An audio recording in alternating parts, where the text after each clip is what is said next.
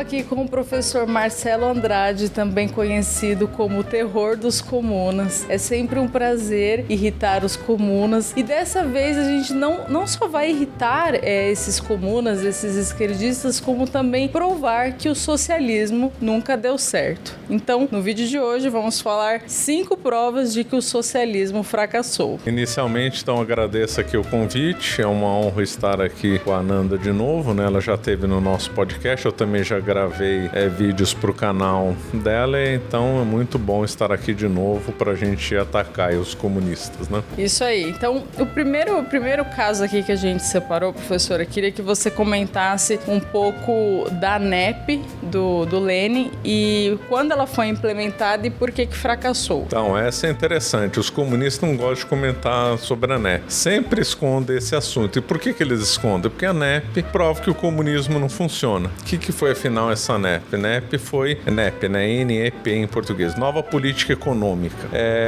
O Lenin assumiu o comando da Rússia, né? Depois da União Soviética, em 1917. Logo depois aconteceu a Guerra Civil. Infelizmente, os vermelhos venceram. Foi estabelecido o comunismo lá, chamado comunismo de guerra. E esse comunismo de guerra na área econômica se viu que não funcionou. Houve várias crises com sindicatos, várias disputas dentro do próprio partido comunista, né, entre os bolcheviques. E aí o Lenin resolveu implementar a NEP, que era voltar o capitalismo, reintroduzir o capitalismo na União Soviética. A Moscou, só para citar um exemplo, era cheio de gente passando fome, passando necessidade, o comércio todo fechado, porque o socialismo não funciona. E aí quando o Lenin reintroduziu a NEP, permitiu determinados, não tudo, mas permitiu indústrias particulares, permitiu pequenos comércios, manteve o capitalismo no campo, né, os kulaks, e aí então a economia voltou a florescer, inclusive em investimento do exterior. O Armand Hammer foi um investidor americano que investiu lá, e conheceu o Lenin pessoalmente, investiu na União Soviética e tal. Então o NEP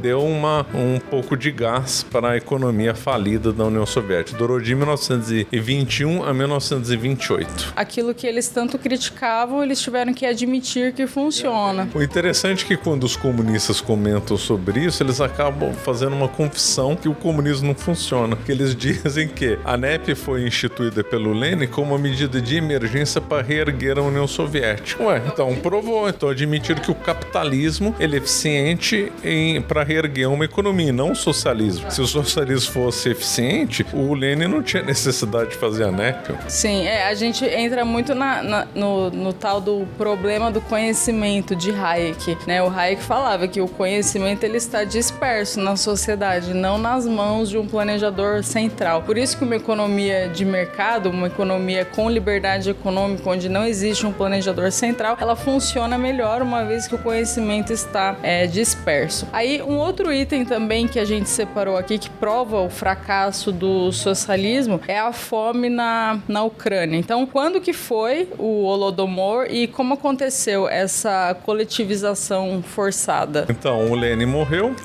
teve uma disputa pelo poder, Stalin assumiu, Stalin depois se mostrou o opositor da NEP e foi o Stalin que realmente transformou a União Soviética num pesadelo comunista. Então ele promoveu a coletivização forçada, não foi só na Ucrânia, em todos os lugares da União Soviética. Em todo lugar que teve a coletivização forçada, houve fome. É que a Ucrânia é o caso mais célebre, mas o caso da Ucrânia esconde a fome no Cazaquistão, por exemplo. O Cazaquistão também sofreu com coletivização forçada e isso causou fome. O Holodomor é o processo, a fome causada pela coletivização forçada na Ucrânia. Foi de 1932 a 1933. Com a coletivização forçada e expropriação violenta das propriedades, isso aí causou uma crise de abastecimento, uma crise de produção agrícola, porque tudo que o comunista faz é desorganizar a vida produtiva, e com essa crise de abastecimento, crise no campo, gerou uma fome que ninguém sabe quantas pessoas morreram. Os números variam desde 1,5 milhão, 2 milhões até 12 milhões. No caso daquele indivíduo, Ian Neves, professor, que fala que o Holodomor não foi culpa da União Soviética. Ele disse que foi uma crise climática, só que isso não é verdade. Primeiro, além que tivesse tido uma crise climática, não teria esse volume de mortos. A crise climática sempre acontece na história da humanidade. Você não vê ali na Ucrânia, Ucrânia, que é um lugar muito rico de produção agrícola, né?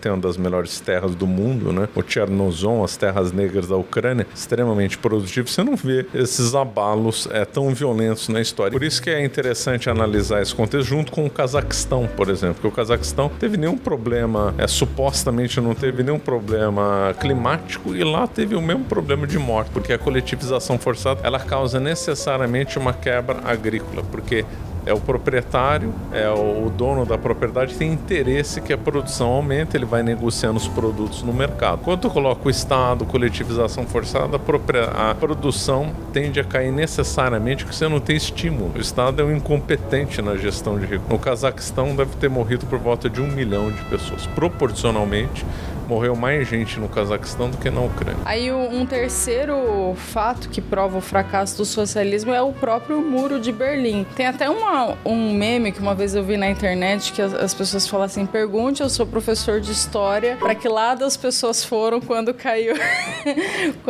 o Muro de Berlim. Então comenta um pouco, professor, como se deu a queda do Muro de Berlim, quais eram as principais diferenças entre a Alemanha Ocidental e a Alemanha Oriental. Então, a Alemanha foi uma zona ocupada, né, pelos vencedores da Segunda Guerra Mundial. Do lado ocidental, as potências ocupantes foram os Estados Unidos, Inglaterra e França, que depois unificaram, abriram mão, né, do seu controle sobre a Alemanha, gerando a Alemanha Ocidental. E a União Soviética acabou, então, causando a fundação da Alemanha Oriental. Acontece que Berlim ficou um enclave dentro da Alemanha Oriental. Então, Berlim Ocidental ficou um enclave dentro da Alemanha Oriental. Então, Berlim ficou Berlim Ocidental e Berlim Oriental, e Berlim Oriental cercado pela Alemanha Oriental inteira, né? E ali começou a gerar um problema, porque todo mundo queria morar do lado ocidental de Berlim, ninguém queria morar no lado oriental. Muita gente trabalhava, às vezes, dos dois lados e tal. Chegou um momento que os comunistas falaram: nós vamos perder toda a população aqui, vamos ter que fazer um muro separando Berlim Ocidental de Berlim Oriental, porque senão toda a população vai embora, acabou o comunismo. Aí construíram um muro, né? O muro circundava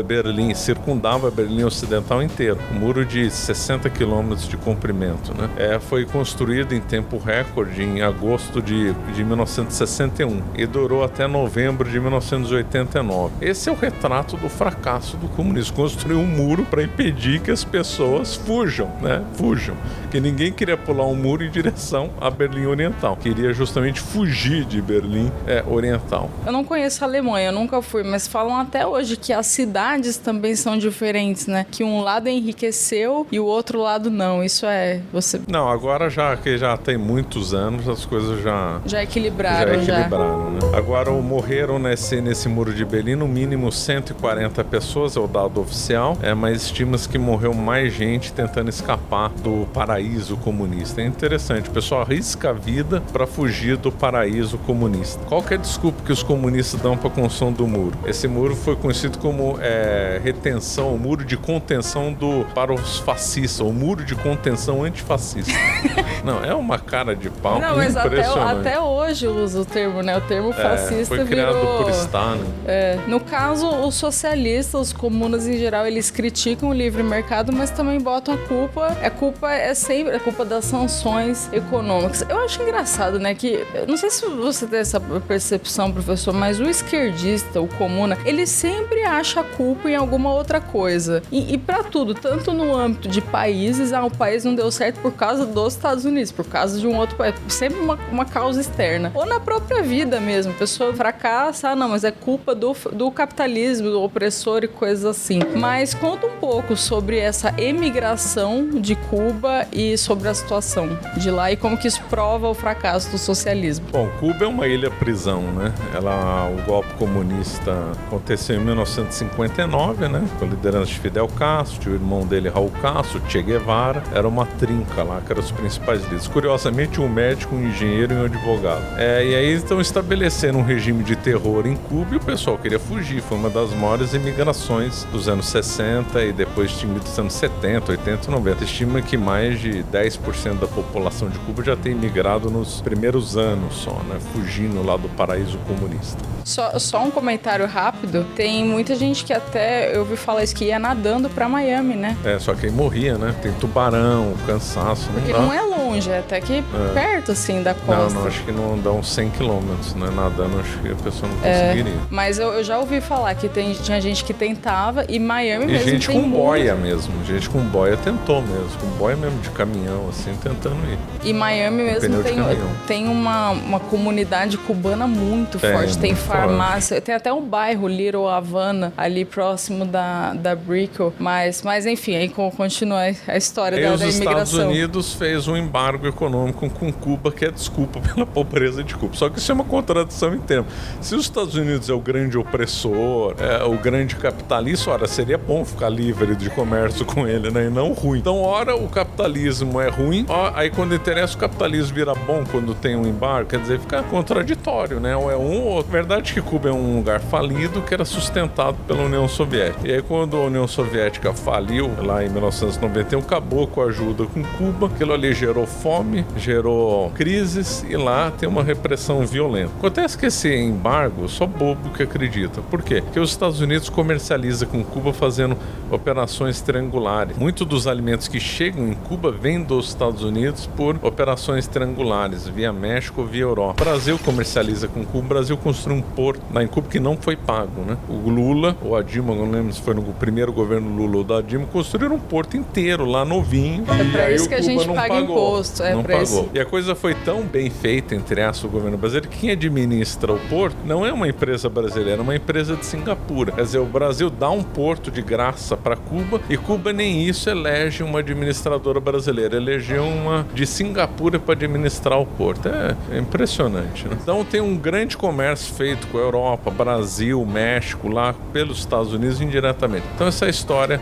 do embargo na prática é uma ficção. E aí, pra gente fechar o último tópico, China. Olha, eu já comentei aqui no canal várias vezes que o esquerdista, o comum, ele tem uma coisa com a China, né? Coloca a China, não, porque a China é referência.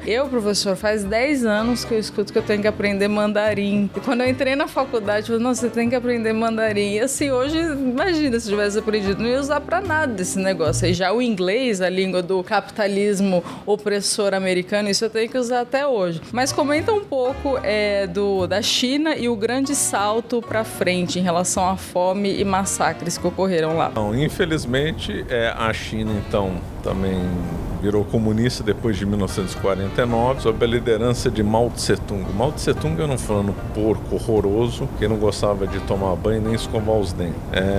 Ele era um assassino brutal, né? E aí ele, então, fanático comunista, ele resolveu fazer um plano agressivo, 58, 60, de crescimento industrial e também de reforma no campo, coletivização forçada, claro. E tanto o projeto de industrialização quanto o processo de coletivização forçada fracassaram no item de produção e teve um grande sucesso em causar fome. Talvez tenha sido a maior fome da história da humanidade em números absolutos, né? As estatísticas variam muito, desde 20 a 60 milhões de mortes. Então, o que leva a Mao Tse-tung, que talvez tenha sido o maior genocida da história da humanidade, em números absolutos. Em números relativos, proporcionais, foi o Pol Pot do Camboja, também comunista, apoiado pelo Mao Tse-tung. O grande salto para frente, que promoveu a coletivização forçada, estabeleceu colônias agrícolas que na prática era um trabalho escravo, obrigando os camponeses a trabalhar horas exaustivas ao longo do dia, tendo direito só a comer e um mínimo de roupa. E a industrialização forçada tem um lado tragicômico que obrigava as pessoas a fazer no quintal de casa aço. Então a pessoa tinha que derreter ferramentas e produzir aço. Não podia, quem escondesse prego podia ser preso. Então as pessoas tinham que fazer aço. Esse aço era de má qualidade, não servia para nada e acabou atrapalhando a produção, porque a pessoa ficou sem ferramentas, como pás, picaretas, para que tinham funções, obviamente, práticas, né? E fazer o aço com isso, óbvio que não deu certo. Também teve um outro lado trágico, cômico no campo, que a morte dos pardais. Então, Mao Tse-tung colocou culpa na queda da produção agrícola aos pardais. Então, mandou todos os chineses matar todos os pardais da China. Mas qual que era a lógica disso? Tinha que colocar culpa em alguém, né? Nossa. A culpa não como pode ser no sempre. comunismo, né? Que é o culpado? É o comunista, são os anticomunistas, os Estados Unidos. Não, dessa vez foram os pardais os culpados. Aí mandaram matar os pardais. O que aconteceu com a morte dos pardais? Causou uma inflação, uma população de gafanhotos, de outras pragas, porque os pardais comiam isso. Aí piorou a fome, que já era grande. Quem não tinha praga de gafanhoto, outros começaram a proliferar, causando danos na produção agrícola, a ponto de a China ter que importar pássaro da União Soviética para equilibrar. Não, a coisa é inacreditável. Quer dizer, o Estado causa o problema e aí depois tem que interferir de novo para resolver o problema que ele mesmo causou, né? Então, gerando aí uma das maiores fomes da história da humanidade. Então temos aqui como síntese que, na verdade, as maiores provas de que o socialismo nunca deu certo foram fome, miséria, pobreza. E por que ainda é algo... imigração. E por que ainda é algo tão presente? Por que as pessoas ainda defendem isso? Eu vejo como dois lados da história. Um, os pessoal de má fé, né? Que ganha dinheiro defendendo o comunismo, sabe que é errado, mas acaba defendendo a mentira, né?